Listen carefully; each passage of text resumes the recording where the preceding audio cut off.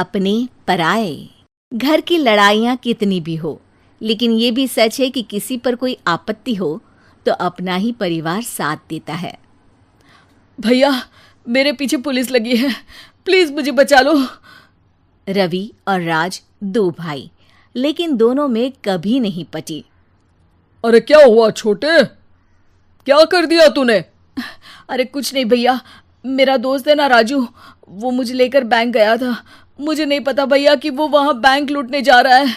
मैं उसके साथ बैंक में घुसते ही सीसीटीवी कैमरे में दिख गया हूँ। अब पुलिस मुझे ढूंढ रही है भैया, मुझे बचा लो। राज कुछ सोचता है, फिर कहता है, ओके, तुम यहीं रुको, मेरा एक दोस्त पुलिस में है, मैं बात करता हूँ। तभी वहां रवि की बीवी राज की बीवी के साथ आ जाती है। तुम लोगों के घर जब तक पुलिस का आना जाना है, बच्चों को यहीं छोड़ दो, उन पर असर ठीक नहीं पड़ेगा। तभी वहां पुलिस आ जाती है। चलो चलो, कौन है रवि, थाने चलो।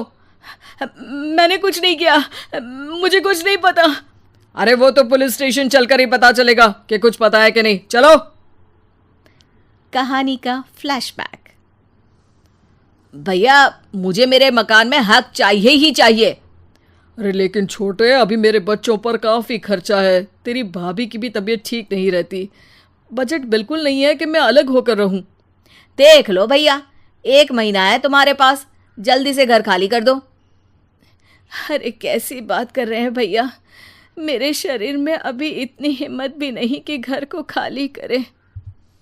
तो क्यों अपना पोषण बेचा भाभी? अरे तुम तो जानती हो, पिताजी की बीमारी के कारण उन्हें हमारी ज़रूरत थी, कैसे आते पैसे।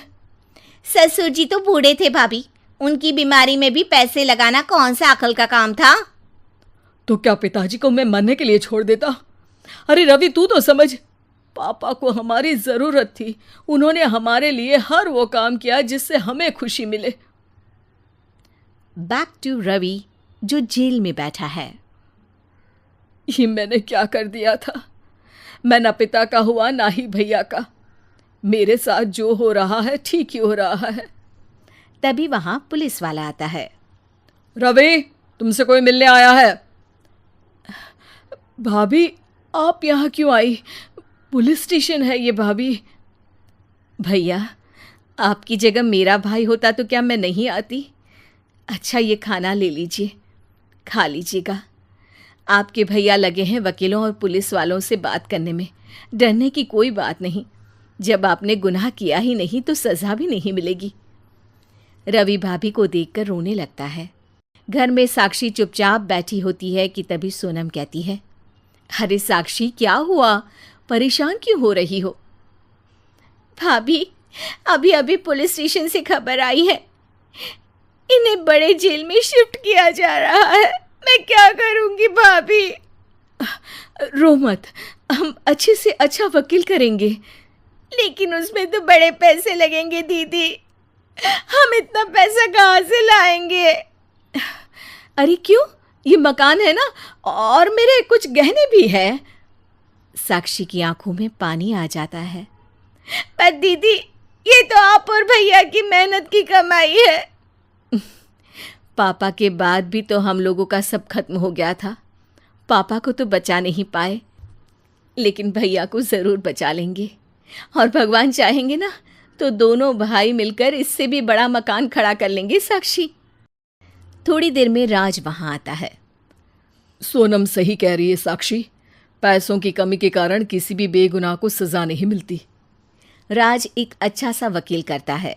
सोनम और साक्षी बचाए पैसे और अपने गहनों को बेचकर रवि का केस लड़ते हैं और जल्द ही रवि जेल से बाहर आ जाता है। रवि राज को गले लगाकर कहता है, भैया मुझे माफ़ कर दो, मुझे साक्षी ने सब कुछ बताया है। भैया, आपने मुझ पर विश्वास किया, मेरे लिए दिन रात मेहनत की, भाभी ने अपने गहने तक बेच दिए। भैया, आपने तो पापा के लिए भी पैसे नहीं देखे, लेकिन मैं बहुत ही सेल्फिश निकला। भैया, एक आखिरी बार मुझे माफ़ कर दो, मैं शर्मिंदा हूँ। अरे भाई, अपने तो अपने ही होते हैं, पापा ने हमारे लिए क्या नहीं किया ये तुम्हें बताने की ज़रूरत नहीं है मुझे। और फिर तू तो मेरा भाई है। पैसे से बढ़कर रिश्ते होते हैं भाई।